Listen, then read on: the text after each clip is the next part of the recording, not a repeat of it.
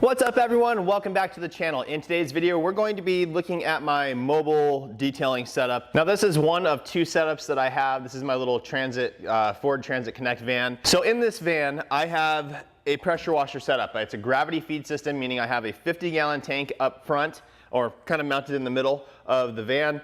Just gravity fed, meaning there's no pumps or anything running to the pressure washer. We're gonna find out today, does that affect the performance of the pressure washer? Well, we're gonna be changing out the pressure washer because currently I have a Ryobi 2300 induction motor electric pressure washer in here. Now the reason I went with that unit is because it's an induction motor. Induction motors are last longer. This thing gets used all the time. The problem with this unit is once you start manipulating the nozzles, the performance drops significantly. So this thing is tuned specifically for the nozzles that it comes with. And then once you start manipulating that, like I said, it makes a big difference. So I'm currently running a 3.0 or a 3.5 orifice 40-degree nozzle, and that drops it way down. We're running probably about 900 PSI, 1.4 gallons per minute, 1.35, something like that. So not ideal. It gets the job done, but I want more flow and a little more pressure. So we're gonna be replacing it today with the Blue AR630 Total Stop. I did a whole review on that pressure washer recently. I'll link it down in the description for you guys. I already know all the numbers on that. We tested that thing out. I'm gonna install it in here, upgrade this unit, and then we can test out and see what the actual performance is from a gravity fed system with that pressure washer. Okay guys, so first things first, we need to get this one out of here, right? So I already disconnected the hose that runs up to my pressure hose reel. I'll link this down in the description for you guys. I will tell you though, a lot of people have asked me, hey, what pressure hose reel are you using? And because I'm using an Uberflex hose, this one, even though it works great, it's just not an ideal situation, and I'll show you why. But basically what happens is, because the hose connection point is longer, you can see this hard bend here. So if you leave that hard bend in there constantly, you're weakening the pressure of the hose. What you wanna do is just lightly roll it in at first, and then you can roll the rest of it in, so you're not creating a really hard bend on the hose.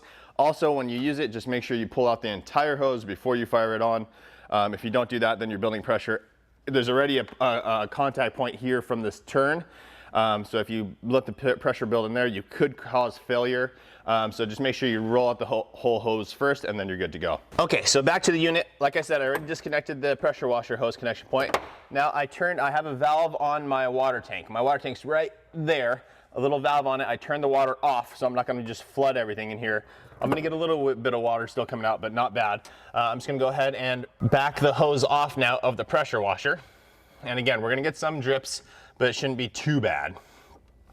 Now with this pressure washer, I do have it actually screwed into the base here so it doesn't move around. All right, so there's some drips. Like I said, it's not terrible. I'm just gonna let it run and clear out. So let me grab a screwdriver now. I'm gonna back these out and get this pressure washer out of the way. Now guys, the cool thing about this pressure washer unit is this thing comes on that little cart, right? So you can move it around. But the base that they use is actually pretty perfect, so you can just screw it into whatever. So I like that about this thing. The Blue, the AR630 doesn't have that, so I'm gonna have to use some bungee cords across the top. However, that unit is super heavy, so it shouldn't bounce around too much anyway. But anyways, let's get this thing out of here. Okay guys, now to get that pressure washer installed, like I said, there's no mounting base on that one. So what I did is I went to Home Depot, I picked up some sheet metal screws, some anchor points, a little loop link deal there, and one of these nice bungee cords, kind of a nice rubberized one. So I'm probably gonna use 3 of these anchor points. All right, now first and foremost is trying to figure out where to put this so that all the water hose lines connect to it without a problem. I've had the setup previously mounted for that Ryobi. So this one's got a different mounting setup, right? Both connection points are right out the front versus the Ryobi was on 2 opposite sides. So I have to make sure I can connect my water source and then my water outlet going to the pressure hose reel. So I just gotta fit it in here. I'm gonna kind of do a test fit before I start screwing anything down, and then we'll get to work. Okay, so we've got it all connected now in a spot that I'm not super happy with, but for now, I have one of my employees coming to take this in about 45 minutes, so I gotta get this thing installed. So for now, we're just gonna run this exact setup. down the road, I'll probably get a different hose that connects from my water tank to the pressure washer, just so that I have a little more length and I can actually work with it a little bit more. But for now, this is totally fine. Before I actually mount it down though, I'm going to make sure everything works. So I'm gonna go ahead and plug the unit in, make sure we're getting pressure through there and all that kind of good stuff. So like I said before, guys, I'm gonna be turning this on. It's gonna build pressure. So I'm gonna roll out this whole hose so I don't create any pressure points on that one spot.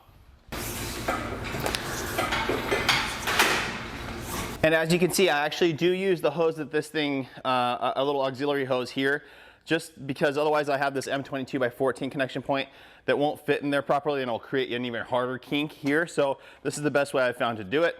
I'm gonna go ahead and connect my pressure washer wand, turn this thing on. It's gonna need to prime first for sure, because this is the first time water's going through it from this setup. So let me get that done. So everything's all connected. I'm gonna turn it on and then we'll see how it goes. There you go, we built pressure. Good.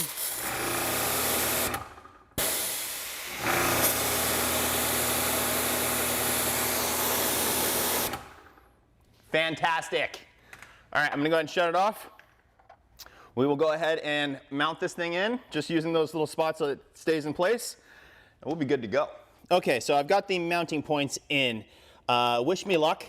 I have them there. I'm really more of a measure once, cut 3 or 4 times kind of guy. I know I shouldn't be, but it's who I am, right? So it should be good though. It's a bungee cord. I shouldn't have any issues here. So I'm gonna go ahead and strap it down now and see where we're at.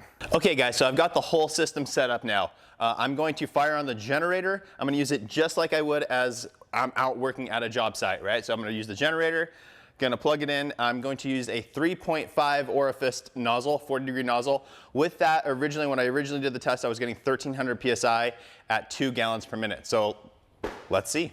Okay, so here we are. I'm just gonna pull it and check it myself real quick.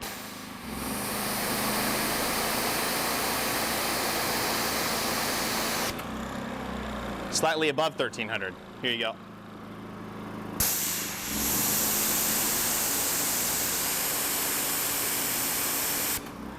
So let's go ahead and test the GPM now. Okay, so guys, I've got my bucket here. I'm just gonna go ahead and stick it in. Got my stopwatch. Let's get this thing ready. For 1 minute, we're gonna test the flow for 1 minute. Okay, and here we go.